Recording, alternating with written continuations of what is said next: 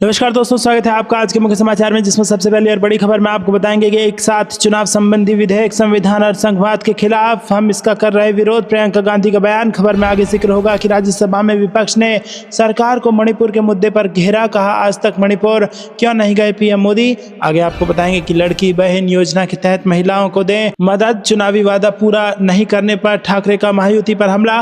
खबर में आगे आपको बताएंगे कि यूपी कांग्रेस नेताओं का आरोप, विधानसभा के घेराव से पहले 100 से अधिक पार्टी नेताओं को किया गया नजरबंद। और इसी के साथ आगे जिक्र होगा कि झारखंड की 1.36 लाख करोड़ रुपए की दावेदारी केंद्र ने नकारी, हेमंत बोले बीजेपी सांसद उठाएं आवाज। दोस्तों, हर एक खबर की गहराई में आपको ले जाएंगे, लेकिन उससे पहले आपसे निवेदन की वीडियो कीजिए लाइक और चैनल को सब्सक्राइब करके बेल आइकन दबाकर कमेंट में लिखे जय हिंद। रुक करते हैं सबसे पहले और बड़ी खबर की तरफ। एक साथ चुनाव संबंधी विधेयक संविधान और संघवाद के खिलाफ, हम इसका कर रहे विरोध, प्रियंका गांधी का बयान। जी हां दोस्तों, कांग्रेस महासचिव प्रियंका गांधी ने मंगलवार को आरोप लगाया कि लोकसभा और विधानसभा चुनाव एक साथ कराने के प्रावधान वाला विधेयक संविधान और संघवाद के खिलाफ है। उन्होंने संसद परिसर में संवाददाताओं से कहा कि यह संविधान विरोधी विधेयक है, यह हमारे राष्ट्र के संघवाद के खिलाफ है और हम इसका विरोध कर रहे हैं। सरकार ने देश में लोकसभा और विधानसभा चुनाव एक साथ कराने के प्रावधान वाले विधेयक को विपक्षी दलों के भारी विरोध के बीच मंगलवार को निचले सदन में पेश किया।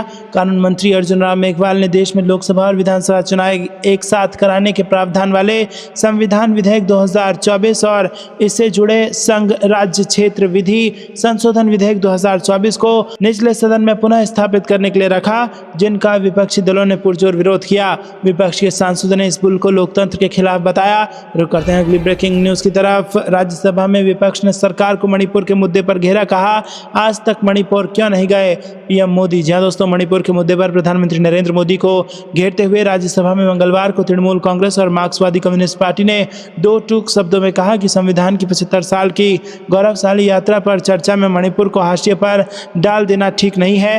भारत के संविधान की 75 वर्ष की गौरवशाली यात्रा पर राज्यसभा में हो रही चर्चा के दूसरे दिन मार्क्सवादी कम्युनिस्ट पार्टी के जॉन ब्रिटॉस ने कहा कि संविधान की 75 साल की यात्रा बेहद गौरवान्वित करने वाली है, लेकिन इसे संविधान की 65 साल की यात्रा कहना बेहतर होगा, क्योंकि सरकार ने हमेशा ये बताने का प्रयास किया है कि 65 साल तक तो देश में कोई विकास नहीं हुआ, जो कुछ भी विकास हुआ है वो इस सरकार के 10 साल में ही हुआ है। ब्रिटॉस ने कहा कि लोकतंत्र विश्वास के आधार पर चलता है और संवैधानिक संस्थाओं पर विश्वास जरूरी है। रुक करते हैं अगली ब्रेकिंग न्यूज की तरफ। लड़की बहन योजना के तहत महिलाओं को दे मदद, चुनावी वादा पूरा नहीं करने पर ठाकरे का महायुति पर हमला। जी दोस्तों, उद्धव ठाकरे के नेतृत्व वाली शिवसेना ने एक बार फिर केंद्र और राज्य सरकार पर हमला बोला।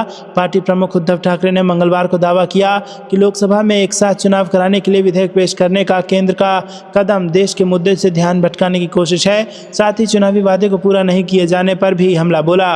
उन्होंने पत्रकारों से बातचीत के दौरान राज्य सरकार से एक राष्ट्र एक चुनाव विधेयक लागू करने से पहले पारदर्शी चुनाव प्रक्रिया की मांग की। साथ ही कहा कि चुनाव आयुक्तों का चयन भी चुनावों के माध्यम से होना चाहिए। हालांकि उन्होंने ये नहीं बताया कि इसे कैसे किया जा सकता है। उन्होंने ये भी कहा कि पिछले महीने विधानसभा चुनाव के दौरान किए गए वादे के अनुसार देवेंद्र फडणवीस के नेतृत्व वाली महाराष्ट्र सरकार को लड़की बहन योजना के तहत महिलाओं को 2100 रुपये देना चाहिए।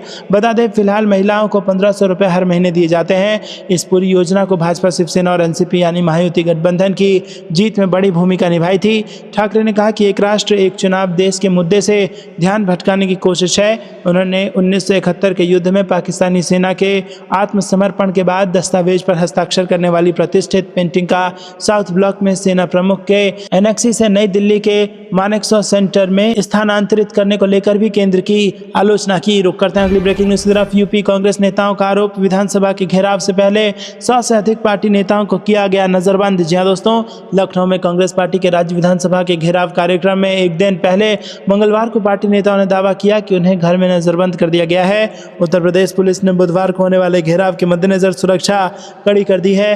अमेठी में कांग्रेस के जिला अध्यक्ष प्रदीप सिंघल ने दावा किया कि उन्हें और 100 से अधिक पार्टी नेताओं और पदाधिकारियों को घर में नजरबंद कर दिया गया है। सिंघल ने पीटीआई से कहा कि जिले के सभी 17 ब्लॉक अध्यक्षों, पदाधिकारियों, अग्रणी संगठनों के नेताओं और समिति के पदाधिकारियों को नजरबंद कर दिया गया है। पुलिस की कार्रवाई को अलोकतांत्रिक और निंदनीय बताते हुए सिंघल ने कहा कि लोकतंत्र में हर नागरिक को अपनी बात कहने का अधिकार है।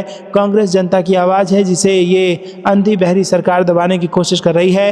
दोस्तों रुक करते हैं अगली ब्रेकिंग न्यूज़ की तरफ। झारखंड की 1.36 लाख करोड़ रुपए की दावेदारी केंद्र ने नकारी, हेमंत बोले बीजेपी सांसद उठाएं आवाज। जी हां दोस्तों, 1,36,000 करोड़ की रकम पर केंद्र और झारखंड सरकार के बीच तकरार खड़ी हो गई है। झारखंड सरकार का दावा है कि राज्य में कोयला खनन की रॉयल्टी और खदानों के लिए जमीन अधिग्रहण के एवज में केंद्र के पास ये रकम बकाया है। लेकिन केंद्र सरकार ने संसद में इस संबंध में पूछे गए एक सवाल के जवाब में कहा कि झारखंड का उसके पास कोई बकाया नहीं है। केंद्र के इस स्टैंड पर झारखंड सरकार ने विरोध जताया है। रुक करते हैं अगली ब्रेकिंग न्यूज की तरफ। आयुष्मान योजना में बड़ा खेल, 212 अस्पतालों पर ईडी की नजर, 40 करोड़ की पेमेंट रुकी। जी हां दोस्तों, झारखंड के 212 गैर सरकारी अस्पतालों पर अब ईडी की नजर है। इनमें राजधानी रांची के 9 अस्पताल सहित विभिन्न जिलों के अस्पताल शामिल हैं। ये वो अस्पताल हैं जो आयुष्मान योजना में फर्जीवाड़ा कर सरकार को चूना लगा रहे हैं। ईडी की जांच आगे बढ़ने पर इन अस्पतालों पर बड़ी कार्रवाई हो सकती है। सरकार की ओर से किए गए विभिन्न स्तर की जांच में इन अस्पतालों का फर्जीवाड़ा सामने आया है। इन अस्पताल संचालकों द्वारा पैसे लेकर आयुष्मान लाभुकों का इलाज करने से लेकर मरीज को भर्ती किए बिना ही आयुष्मान के तहत भुगतान ले लेने की भी शिकायत है। जब सरकार की ओर से संचालित 104 सेवा व अन्य जांच तंत्र के द्वारा इन अस्पताल संचालकों द्वारा बताए गए मरीजों से बात कर उनके इलाज की जानकारी ली गई तो सभी फर्जी पाए गए। रुक करते हैं अगली ब्रेकिंग न्यूज की तरफ। अमित जोगी की घर वापसी कराएंगे सचिन पायलट। जी हां दोस्तों, छत्तीसगढ़ में निकाय चुनाव में जीत दिलाने के लिए सचिन पायलट ने तगड़ा प्लान बनाया है। कांग्रेस बागी नेताओं की घर वापसी कराने जा रही है। इसके लिए कांग्रेस ने एक लिस्ट तैयार किया है। इसमें सचिन पायलट के पुराने दोस्त के नाम की भी चर्चा है। मीडिया रिपोर्ट्स के अनुसार जोगी परिवार जल्द ही कांग्रेस वापसी करने वाली है। अमित जोगी और सचिन पायलट एक ही कॉलेज के स्टूडेंट थे। सचिन पायलट अमित जोगी के सीनियर थे। रुक करते हैं अगली ब्रेकिंग न्यूज की तरफ। One nation one election RSS का एजेंडा, तेजस्वी यादव का मोदी सरकार पर हमला। जी हां दोस्तों, आपको बता दें कि राष्ट्रीय जनता दल ने वन नेशन वन इलेक्शन यानी एक देश एक चुनाव के बिल को राष्ट्रीय स्वयंसेवक संघ का एजेंडा करार दिया और कहा कि केंद्र की नरेंद्र मोदी सरकार आरएसएस के एजेंडे को पूरा देश में लागू करना चाहती है। इलेक्शन कमीशन जब बिहार जैसे प्रदेश में एक साथ चुनाव नहीं करा सकता तो पूरे देश में एक साथ चुनाव कैसे कराएगा। लोकसभा में मंगलवार को वन नेशन वन इलेक्शन पेश हुआ जिसे आरजेडी समेत अधिकतर विपक्षी दलों ने विरोध किया है। आपको बता दें कि बिहार के पूर्व डिप्टी सीएम तेजस्वी यादव ने गुरुवार को मधेपुरा में कार्यकर्ता संवाद कार्यक्रम में शामिल होने से पहले सर्किट हाउस में मीडिया से बातचीत की और कई मुद्दों पर अपनी बात रखी। करते हैं अगली ब्रेकिंग न्यूज की तरफ। अखिलेश यादव एक देश एक चुनाव बिल पर भड़के, संविधान को खत्म करने का बता दिया षड्यंत्र और कर दी बड़ी अपील। जी हां दोस्तों, उत्तर प्रदेश के पूर्व मुख्यमंत्री और समाजवादी पार्टी अध्यक्ष अखिलेश यादव ने एक देश एक चुनाव बिल पर करारा हमला बोला है। सोशल मीडिया एक्स पर किए गए लंबे पोस्ट में अखिलेश यादव ने इसे संविधान के खिलाफ करार दिया। उन्होंने कहा कि ये संविधान को खत्म करने का एक षड्यंत्र है। उन्होंने देश प्रदेश के लोगों से लेकर पत्रकारों और लोकतंत्र के सच्चे पक्षधरों से इसके खिलाफ खड़ा होने की अपील की है। उन्होंने कहा कि एक देश एक चुनाव को लेकर लोगों में जागरूकता जरूरी है। इसका बहुत गहरा संबंध हमारे देश, प्रदेश, समाज, परिवार और हर एक व्यक्ति के वर्तमान और भविष्य से है, इसीलिए इस पर ध्यान देने की जरूरत है। रुक करते हैं अगली ब्रेकिंग न्यूज की तरफ। कटोरा लेकर विधानसभा पहुंचे कांग्रेस विधायक, सरकार पर प्रदेश को कर्ज में डुबोने का लगाया आरोप। जी हां दोस्तों, मध्य प्रदेश विधानसभा के शीतकालीन सत्र का दूसरा दिन भी हंगामेदार रहा। विपक्षी दल कांग्रेस के विधायक मंगलवार को कटोरा लेकर विधानसभा पहुंचे। कांग्रेस विधायकों ने इस दौरान सरकार पर प्रदेश को कर्ज में डुबोने के आरोप लगाए। दरअसल मध्य प्रदेश सरकार द्वारा लगातार लिए जा रहे कर्ज के विरोध में मंगलवार को नेता प्रतिपक्ष उमंग सिंघार के नेतृत्व में कांग्रेस विधायक हाथों में कटोरा लेकर विधानसभा पहुंचे। विधानसभा परिसर में कांग्रेस विधायकों ने गांधी प्रतिमा के सामने जमकर नारेबाजी की। रुक करते हैं अगली ब्रेकिंग न्यूज की तरफ। मंत्रिमंडल में शामिल न कराए जाने पर अजीत पर भड़के भुजबल, पूछा क्या मैं आपके हाथों का खिलौना हूं। जी हां दोस्तों, वरिष्ठ एनसीपी नेता छगन भुजबल ने मंगलवार को महाराष्ट्र सरकार की नई मंत्री परिषद से बाहर किए जाने को लेकर अजीत पवार पर निशाना साधा। दावा किया कि महाराष्ट्र के मुख्यमंत्री देवेंद्र फडणवीस उन्हें मंत्रिमंडल में शामिल किए जाने के पक्ष में थे। उन्होंने कहा कि एनसीपी अध्यक्ष अजीत पवार पार्टी के लिए उसी तरह फैसले लेते हैं जैसे फडणवीस भाजपा के लिए और एकनाथ शिंदे शिवसेना के लिए। इससे पहले छगन भुजबल ने सोमवार को एक्स पर लिखा था कि जहां नहीं चाहना वहां नहीं रहना। अब मंगलवार को भुजबल ने कहा कि वो एनसीपी कार्यकर्ताओं और येओला निर्वाचन क्षेत्र के लोगों से चर्चा करने के बाद बुधवार को अपनी बात रखेंगे। प्रमुख ओबीसी नेता ने कहा कि वो मंत्री नहीं बनाए जाने से निराश नहीं है, लेकिन अपने साथ हुए व्यवहार से अपमानित महसूस कर रहे हैं। रुक करते हैं अगली ब्रेकिंग न्यूज़ की तरफ। लोकसभा में बोले पप्पू यादव, बिहार में बिना पेपर लीक कोई एग्जाम नहीं होता। जी हाँ दोस्तों, देश की अहम परीक्षाओं में पेपर लीक एक बड़ी समस्या बनती जा रही है। हालांकि कई बार पेपर लीक की सिर्फ अफवाहें उड़ती है, लेकिन इन अफवाहों से परीक्षाएं और परीक्षार्थी दोनों ही प्रभावित होते हैं। हाल ही में बिहार में बीपीएससी परीक्षा के दौरान पेपर लीक की अफवाह उड़ी थी और फिर जमकर उपद्रव भी हुआ था। राज्य के पूर्णिया से सांसद पप्पू यादव ने अब पेपर लीक जैसे बेहद ही संवेदनशील मामले को लोकसभा में उठाया है। पूर्णिया सांसद पप्पू यादव ने कहा कि कोई परीक्षा बिना पेपर लीक के नहीं होता है। पप्पू यादव ने लोकसभा में कहा कि पेपर एग्जामिनेशन और घोटाला ये एक पूरक बन गया है। बीपीएससी यूपीएससी नियोजित शिक्षक कर्मचारी का पेपर लीक का मामला लगातार चल रहा है। परम ज्ञान निकेतन गया से लेकर कई स्कूल में पेपर लीक के मामले सामने आए हैं। बिना पेपर लीक के एग्जामिनेशन नहीं हो सकता। अभी सीजीएल में सामने आया कि उसमें 40 लाख रुपया लिए गए बच्चे से नॉर्मलाइजेशन का मुद्दा उठा और सॉफ्टवेयर के चलते 85,000 बच्चे फॉर्म नहीं भर सके। पेपर का भ्रष्टाचार चल रहा है और बिहार में लगातार लाठी चल रहे हैं। रुक करते हैं अगली ब्रेकिंग न्यूज़ की तरफ, जहां पर आपको बता दें कि one nation one election bill Gadkari, Scindia, Giriraj समेत 11 सांसद संसद से रहे गायब। जी हाँ दोस्तों, लोकसभा में एक देश एक चुनाव विधेयक पेश करते वक्त भारतीय जनता पार्टी के 11 सांसद मौजूद नहीं थे। वहीं एनडीए सहयोगियों में जनसेना से बालासौरी गैर हाजिर थे। दोस्तों, इसमें कई तो केंद्रीय मंत्री भी हैं जो बिल पेश होते समय सदन में मौजूद नहीं थे। अब पार्टी इन सांसदों को नोटिस जारी करेगी। गैर मौजूदगी की रिपोर्ट आने के बाद पार्टी आगे का फैसला करेगी। दरअसल वन नेशन वन इलेक्शन के पेश होने के दौरान बिल के समर्थन में सिर्फ 269 वोट पड़े थे, जिसके बाद सरकार पर सवाल उठ रहे हैं। कांग्रेस सांसद मणिकम टैगोर का कहना है कि सरकार जरूरी साधारण बहुमत भी नहीं जुटा पा रही है, तो फिर उसे 2/3 मत कैसे मिलेगा। बीजेपी सांसदों के गैर मौजूदगी को लेकर इसलिए सवाल खड़ा हो रहा है क्योंकि लोकसभा में बिल पेश होने से एक दिन पहले यानी सोमवार की शाम को पार्टी ने 3 लाइन का व्हिप जारी किया था, जिस व्हिप में पार्टी ने अपने सभी सांसदों को सदन में मौजूद रहने के लिए कहा था। बीजेपी सूत्रों से जो जानकारी मिली है उसके मुताबिक लोकसभा में इस बिल के पेश होते वक्त शांतनु ठाकुर, जगदम्बिका पाल, BY राघवेंद्र, गिरिराज सिंह, ज्योतिरादित्य सिंधिया, नितिन गडकरी, विजय बघेल, उदयराज भोसले, भागीरथ चौधरी, जगन्नाथ सरकार और जयंत कुमार राय मौजूद नहीं थे। रुक करते हैं अगली ब्रेकिंग न्यूज़ की तरफ। बेनीवाल ने लोकसभा में उठाई राजस्थान को विशेष राज्य का दर्जा देने की मांग। जी हाँ दोस्तों, राष्ट्रीय लोकतांत्रिक पार्टी के अध्यक्ष व नागौर से सांसद हनुमान बेनीवाल ने राजस्थान को विशेष राज्य का दर्जा देने की मांग उठाई है। उन्होंने कहा है कि राजस्थान में रेगिस्तान, चंबल का बीहड़, अरावली पर्वतमाला जैसी भौगोलिक स्थिति है और राजस्थान विशेष राज्य के सारे मापदंड पूरा करता है। बेनीवाल ने लोकसभा में वर्ष 2024-25 के लिए अनुदान की अनुपूरक मांगों के प्रथम बैच पर हुई चर्चा में भाग लेकर ये मांग की। उन्होंने कहा कि विभिन्न मंत्रालयों ने अतिरिक्त राशि की मांग की है, लेकिन राजस्थान सहित कई राज्यों में किसान DAP यूरिया के लिए जूझ रहे हैं। समर्थन मूल्य पर खरीद के लिए टोकन कटवाने के बावजूद किसानों की उपज की खरीद नहीं हो रही है। रुक करते हैं अगली ब्रेकिंग न्यूज़ की तरफ। अब देवेंद्र फडणवीस के MLA ने बढ़ा दी टेंशन, पहुंच गए नितिन गडकरी से मिलने, महाराष्ट्र कैबिनेट पर बड़ा दावा। जी हाँ दोस्तों, ऐसा लगता है कि देवेंद्र फडणवीस सरकार का पहला कैबिनेट विस्तार महायुति के मुसीबत बनकर आया है। ऐसा इसलिए कहा जा रहा है कि 15 दिसंबर को जिस दिन विधायक मंत्री पद की शपथ ले रहे थे, उस रोज एकनाथ शिंदे की अगुवाई वाली शिवसेना गुट के विधायक नरेंद्र भोंडेकर ने मंत्री पद न मिलने से नाराजगी जाहिर करते हुए पार्टी के सभी पदों से इस्तीफा दे दिया। इसके अगले दिन अजीत पवार की एनसीपी के वरिष्ठ नेता और विधायक छगन भुजबल भी कैबिनेट विस्तार में जगह न मिलने से खफा हो गए।